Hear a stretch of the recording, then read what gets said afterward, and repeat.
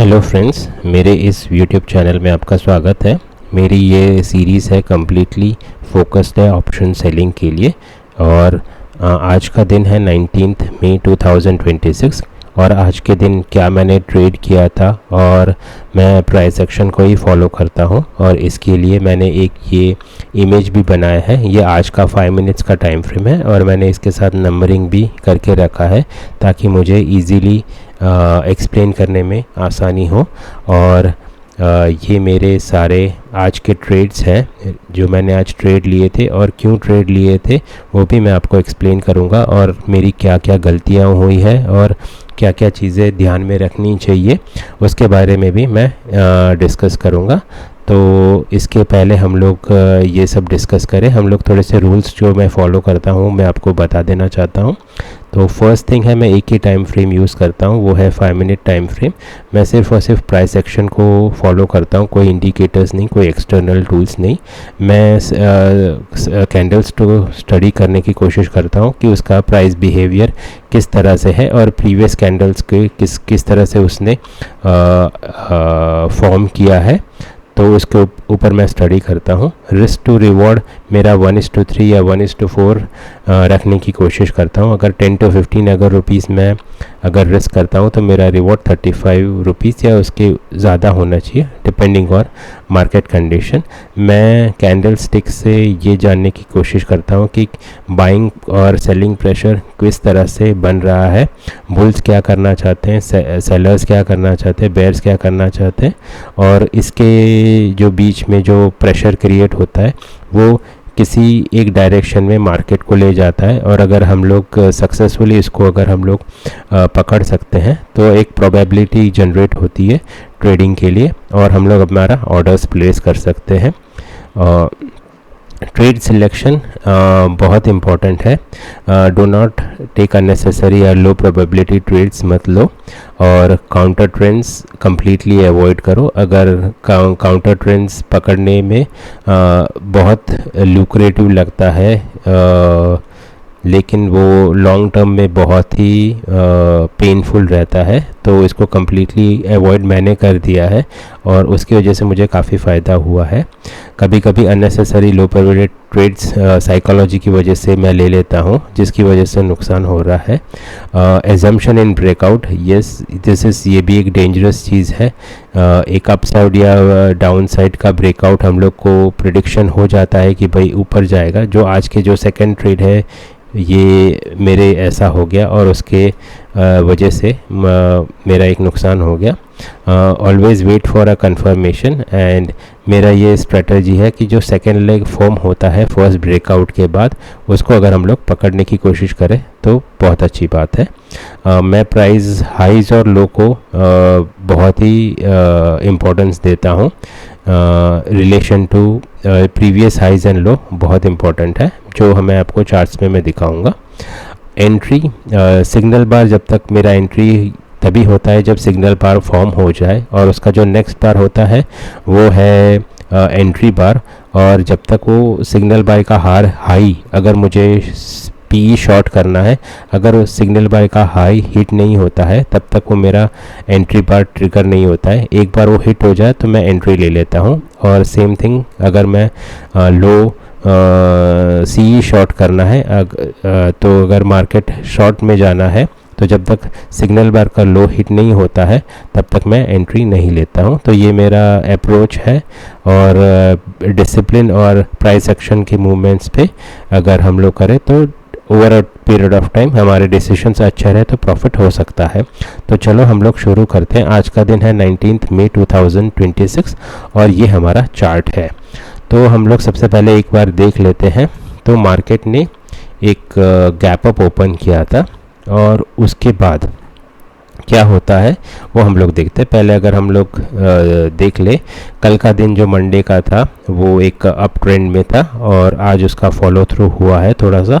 तो हम लोग ट्राई करते हैं अंडरस्टैंड करने की प्राइस एक्शन, लेकिन हम लोग इसके ऊपर से करते हैं। फर्स्ट थिंग अगर हम लोग देखा जाए तो जो फर्स्ट बार बना है जिसका लो और ओपन सेम है बार 1 और उसने एक बड़ी सी ग्रीन कैंडल बनाई है लेकिन अगर आप उसका फॉलो थ्रू देखोगे तो फॉलो थ्रू इसका बॉडी फर्स्ट बार 2 का बॉडी फर्स्ट बार से छोटा है और बार 3 का बॉडी बार 2 से छोटा है।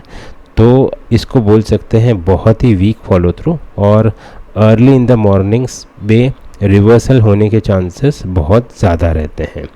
अगर हम लोग देखें तो इसने ब्रेकआउट किया है प्रीवियस के हाई को। अगर हम लोग ये प्रीवियस हाई गिने तो ये जो ग्रीन कैंडल है तो इसको उसने ब्रेकआउट सक्सेसफुली ब्रेकआउट कर दिया है।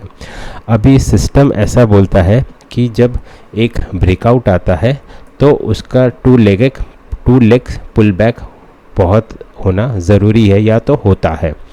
तो यहाँ पे अगर मैंने तो ट्रेड नहीं लिया था और ये रिवर्सल ट्रेड लेना बहुत ही मुश्किल है। अगर आपने लिया हो या किसी ने लिया हो तो वो दैट इज़ अ लक, और ये एक लक की बात है अगर किसी ने यहाँ पे ये डिसीजन लिया हो। लेकिन हम लोग 2 लेगेड पुल बैक्स हम लोग एक्सपेक्ट करते हैं कि साइडवेज पुल बैक आए। तो ये यहाँ पे इसके बाद दिस इज़ जो बार 4 फॉर्म हुआ वो एक अनएक्सपेक्टेड मूव था।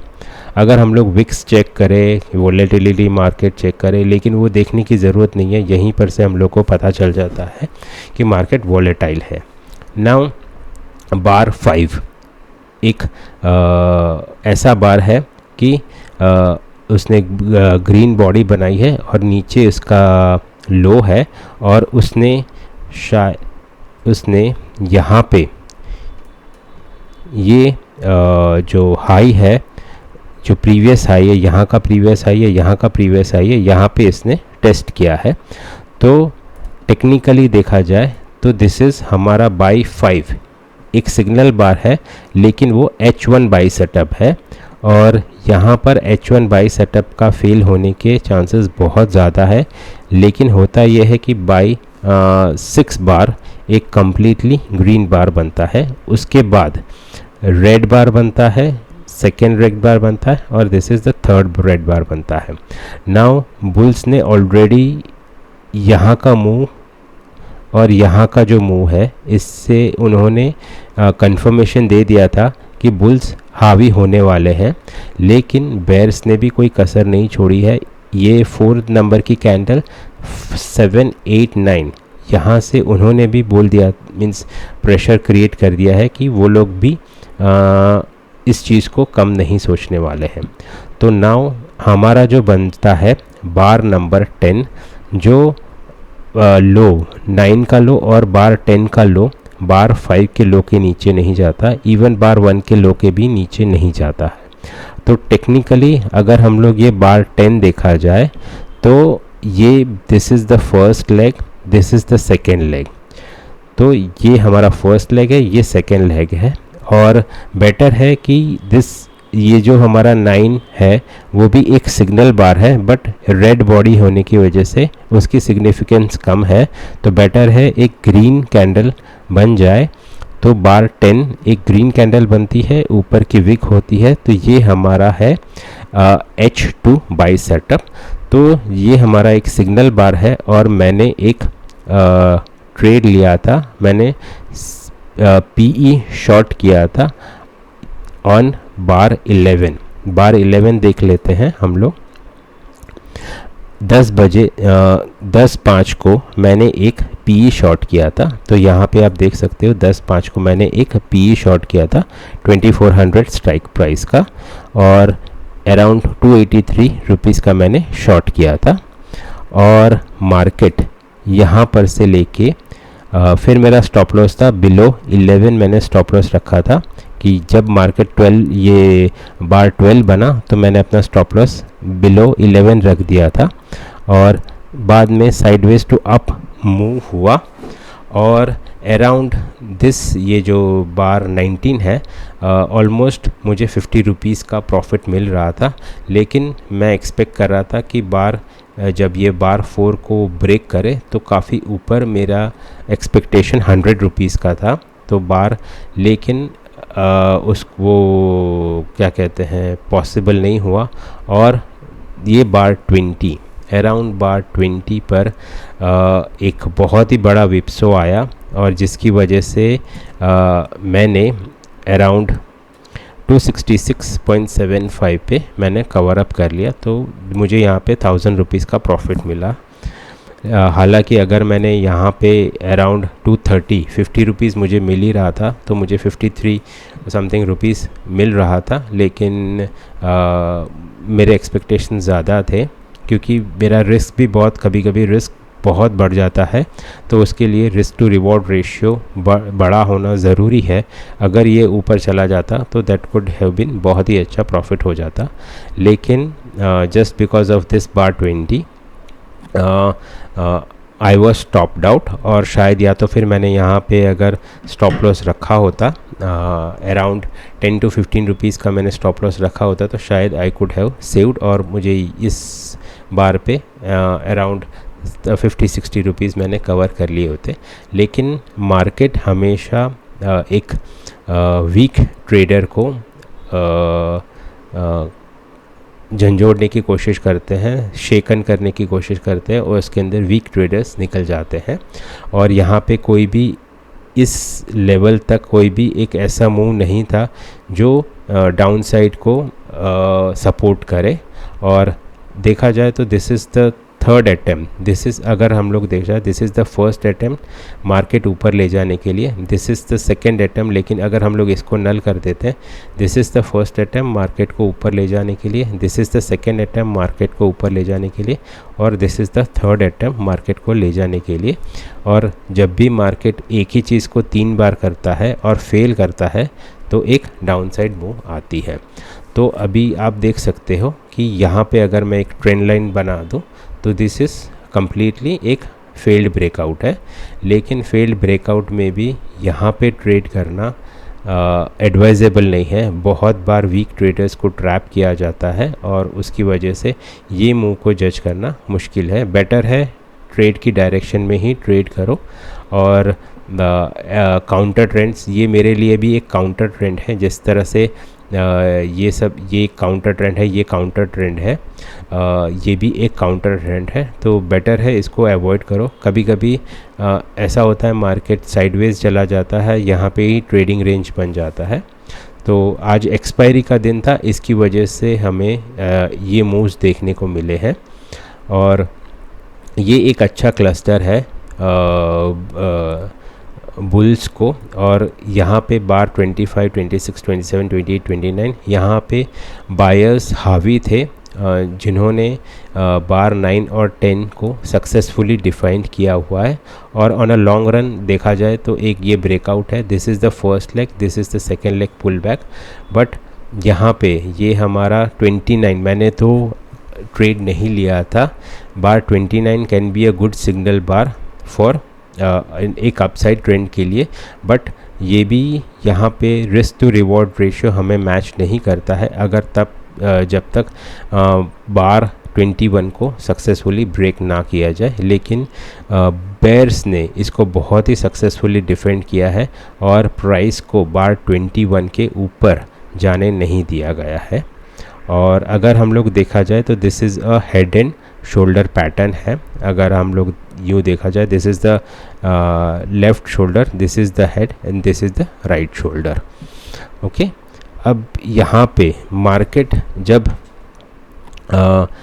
ये है 12:01 या 1:30, या तो फिर देखा जाए तो 2:30 तक, फ्रॉम 12 to 2:30 मार्केट साइडवेज बन रहा है।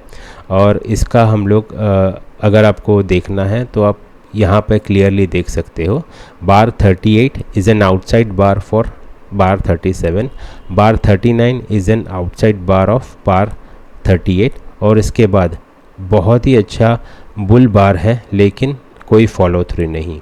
यहाँ पे बार 40 बहुत ही एक अच्छा सा बेयर बार है, लेकिन कोई फॉलो थ्रू नहीं। यहाँ पे कोई भी बार का कोई फॉलो थ्रू नहीं है। जिस तरह से अगर हम लोग यहाँ पे देखा जाए, बार 30 है, बहुत ही अच्छा बुल बार है, लेकिन कोई फॉलो थ्रू नहीं है। फॉलो थ्रू का मतलब है कि जिस तरह से बार 10 बना है, 11 बना है, 12 है, दिस इज़ फॉलो थ्रू, बहुत ही अच्छा फॉलो थ्रू है। Even this is a follow through, bar 5 है, उसके बाद एक बहुत ही अच्छा फॉलो थ्रू है, और ये भी एक ब्रेकआउट है, और ये इसका पुल बैक है on a smaller time frame. अब यहाँ पर अगर आपको ट्रेडिंग करना है तो you have to completely avoid इस ट्रेडिंग रेंज को जज करना बहुत ही मुश्किल है।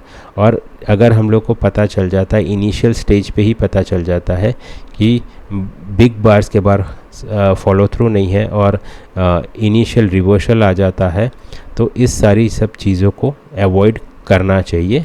और मैं इसके अंदर यहाँ पे मैं फंस गया था, और अराउंड दिस बार 58 के अबाव पे मैंने एक ट्रेड लिया था ऑन बार 60 के ऊपर मेरा वो this is bar 58 is a signal bar, और बार 60 मेरा एंट्री बार रहा है।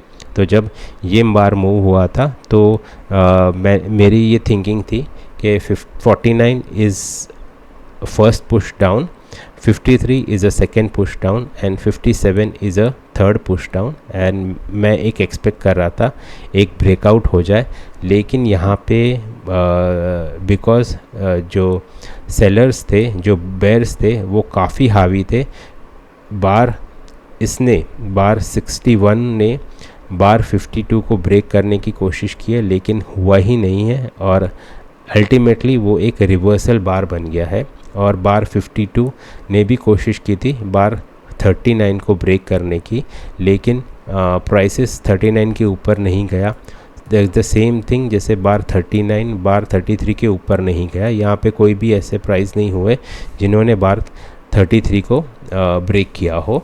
तो अगर देखा जाए तो प्रीवियस हाई को जब डिफेंड किया जा रहा है तो ऑपोजिट ट्रेड लेना इज़ नॉट एडवाइजेबल, बट फिर भी मैंने यहाँ पे एक ट्रेड लिया था जस्ट बिकॉज यहाँ पे मुझे ये गुड एक सिग्नल बार मिला, बट आई वॉज मैं ट्रैप हो गया, और 10 रुपीज़ का मेरा स्टॉप लॉस था। मैं आपको बता देता हूँ, बार 60 वॉज एट 2:10 पे, सो 2:12 पे मेरा ऑर्डर ट्रिगर हुआ था।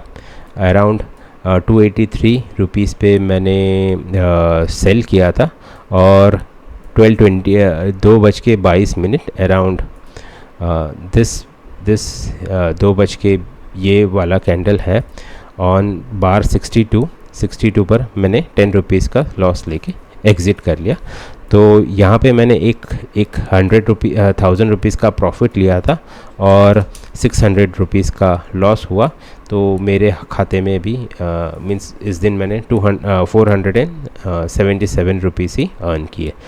तो आज का जो लेसन लर्न हुआ है, और इसके बाद अगर हम लोग देखा जाए तो बिकॉज़ और ये भी एक फैक्टर है जो समझने की बहुत ज़रूरी है। प्राइस 53 ने प्राइस 52 को ब्रेक किया है, प्राइसेस नीचे जा रहा है, और बार 57 ने बार 53 को भी ब्रेक किया हुआ है।